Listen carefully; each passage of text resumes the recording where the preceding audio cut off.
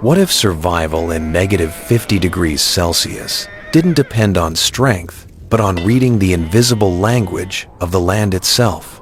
The wind arrives before anything else, not as movement, but as presence, as if the world itself inhales and refuses to release warmth back into the air. On the Mongolian steppe, winter does not begin. It declares itself slowly at first, then all at once, until the entire horizon feels sealed under an invisible verdict. Temperatures collapse toward -50 degrees Celsius, and the land shifts into something almost unrecognizable to modern perception. A frozen ocean with no waves, no trees, no shelter, only scale, only distance, only an endless, indifferent expanse that erases every sense of direction and safety. Sound behaves differently here. It doesn't travel, it dissolves. Even footsteps, even breath, even the distant movement of animals are swallowed by the cold before they can echo. It feels less like silence, and more like silence actively consuming the world. And yet, long before modern science began studying extreme environments, human societies here developed a different kind of intelligence, not technological, not mechanical, but perceptual. They learned to read what others could not see. Shifts in wind pressure that signal incoming storms. Subtle breaks in snow patterns that reveal hidden terrain. The faint language of temperature, pressure, and movement written directly into the land itself. Because out here, survival was never about endurance alone. It was about interpretation. The first truth of the steppe is brutally simple, and it does not change. You do not survive by resisting this place. You survive by understanding it faster than it can erase you. The Mongolian steppe is often described as empty, but that description misses the truth entirely. It is not empty, it is stripped. Stripped of trees that could break the wind. Stripped of natural shelter that could soften the cold.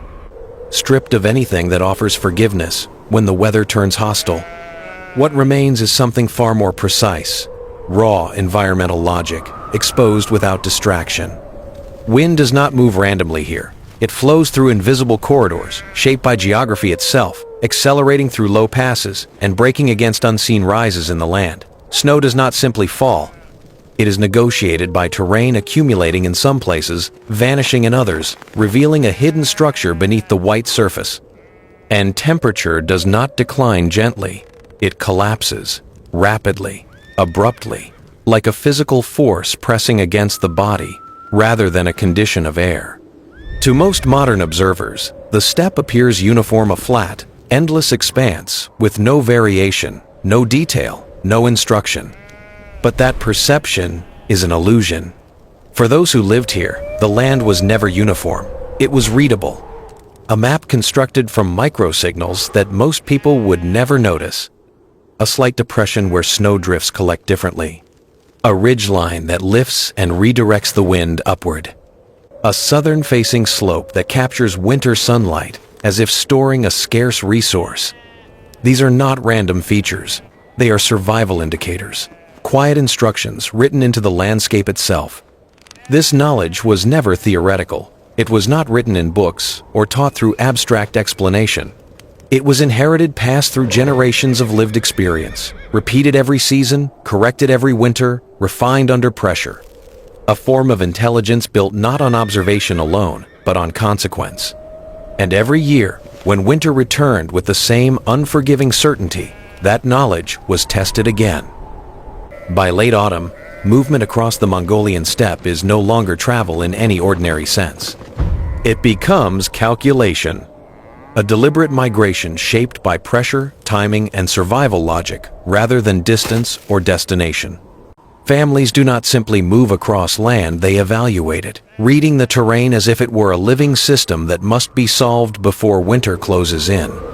What appears to an outsider as random geography is, in reality, a precise environmental equation unfolding across vast silence. They search for three essential conditions. First, protection from Siberian wind currents, invisible rivers of cold air capable of stripping heat from exposed skin within minutes. Second, Access to a water source that remains reachable even when frozen, because survival depends not only on water existing, but on the ability to physically reach it every single day. And third most critical of all, southern exposure, where even the weakest winter sunlight can be captured, stored, and converted into marginal but vital warmth. A location that satisfies all three conditions is not simply rare. It is discovered through recognition, not chance identified by experience encoded across generations. Because on the steppe, terrain is never passive background.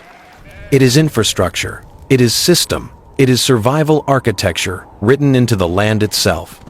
And here, the consequences of misreading that system are absolute. Choosing incorrectly does not lead to hardship or inconvenience. It leads to disappearance. The movement into winter grounds is not chaotic.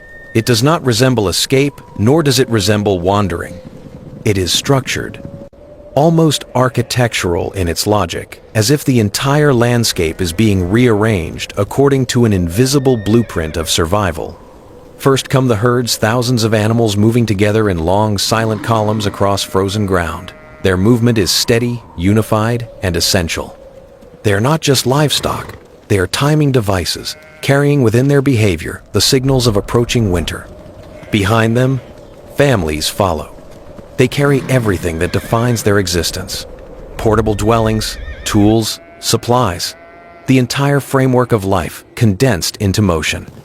What will later become shelter is now simply weight in transit, moving across an increasingly hostile world.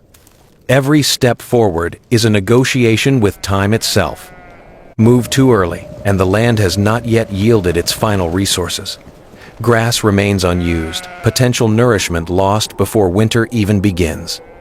Move too late, and the equation collapses. Snow arrives, not as weather, but as closure, locking the terrain into silence and cutting off every known route of return.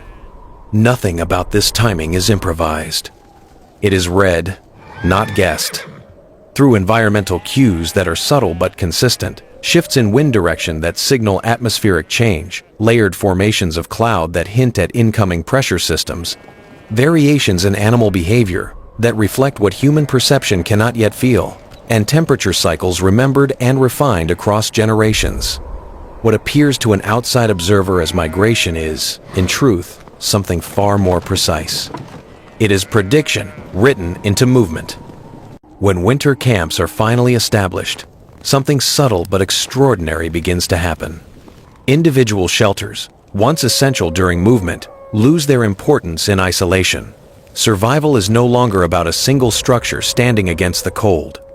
What matters now is arrangement, the relationship between structures, not the structures themselves. Dwellings are positioned in a deliberate circular formation. This is not symbolic design, it is physics made visible. Wind that once moved freely across the open steppe now encounters resistance. Instead of flowing uninterrupted, it collides with a controlled perimeter of structures. Its energy is fractured, redirected, and gradually weakened as it circulates around the formation. Inside this boundary, something begins to form that does not exist in the open landscape. A microclimate. The difference is subtle at first. Temperatures rise by only a few degrees, but in an environment where every degree determines survival, that shift is absolute. Snow no longer behaves randomly. It drifts differently, settles differently, responds to the altered airflow created by human arrangement. Wind itself begins to lose structure, breaking apart into smaller, less destructive movements as it passes through the system. At the center of this engineered calm, life naturally concentrates.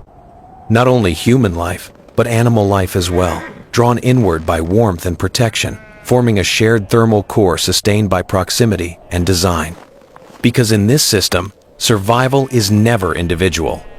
It is collective engineering, a living structure where heat, space, and life itself are organized into one continuous survival mechanism. Inside the protected center of the camp, the rhythm of survival shifts as night falls. Herds are gathered tightly together, sheep, goats, and horses, forming a dense living mass within the circular shelter system. Their presence is not passive. It becomes active heat production, unfolding in real time as hundreds of bodies release warmth into a confined space. This is not symbolic language. It is physical reality. The collective body heat of the animals subtly but measurably alters the surrounding temperature, creating a thermal buffer against the collapsing cold outside. What is happening here is not domestication in the simple sense. It is not only about control or ownership. It is energy management. The animals function as a biological heating system, stabilizing survival conditions for themselves and for the humans who depend on them. Each group reinforces the other, forming a shared survival network, where life generates the conditions needed for more life to continue. In this environment, warmth is not produced solely by fire or tools. It emerges from coordination from the structured interaction between living systems operating within a designed space.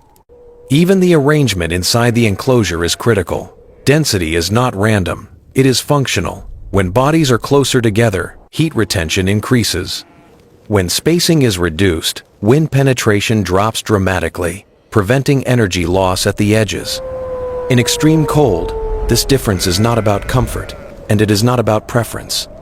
It is about crossing or failing the survival threshold itself, where engineering is no longer mechanical, but biological and collective at the same time. At the edge of this system stands one of the most refined cold environment structures ever created, the felt dwelling. Its shape is not accidental. The circular geometry deflects wind, preventing pressure buildup. The dome distributes force evenly across its surface.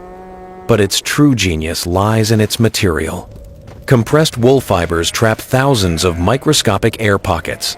These pockets do not conduct heat, they preserve it. Layer upon layer of insulation wraps the interior, while outer coverings resist snow intrusion and wind erosion. Inside, a controlled fire system creates vertical air circulation. Heat rises, escapes, draws fresh oxygen inward. The structure does not fight the cold. It regulates it. And in doing so, it turns hostile climate into a manageable system. When darkness falls, survival shifts into a different logic. Families cluster together, not for comfort, but for heat retention efficiency. Bodies become part of the thermal system. Layers of clothing remain on. Sleeping positions are carefully arranged to minimize exposed surface area. Even newborn animals are sometimes brought inside not as symbols of care alone, but as additional heat sources during critical temperature drops. Every decision at night is mathematical. Where heat is lost, where heat is preserved, where heat must be reinforced. Sleep becomes a controlled vulnerability, not abandonment of awareness, but structured endurance. Because outside, the steppe continues its slow, silent pressure toward absolute cold. Perhaps the most extraordinary aspect of this survival system is what happens after. When spring arrives, everything disappears. The structures are dismantled, the materials reused. The land shows no permanent footprint. No ruins, no foundations, no monuments. Only memory remains carried by those who survived. This mobility is not simplicity, it is refinement. A system designed not to dominate land, but to coexist with its cycles so completely that it leaves no scar behind. And yet, within that impermanence lies one of the most durable survival strategies ever developed. Because what matters is not what remains in the landscape. It is what remains in knowledge. Modern survival science often studies extreme environments through technology, insulation metrics, and controlled systems. But the steppe offers a different lesson. It asks something more fundamental. Can intelligence replace resistance? Can adaptation outperform control? Can survival exist without conquest? Because here, survival was never about defeating winter. It was about understanding it so precisely that winter could no longer be an enemy, only a condition. And maybe that is the real legacy of this world. Not the shelters, not the migrations, not even the engineering, but the mindset that turned one of Earth's harshest environments into something that could be lived within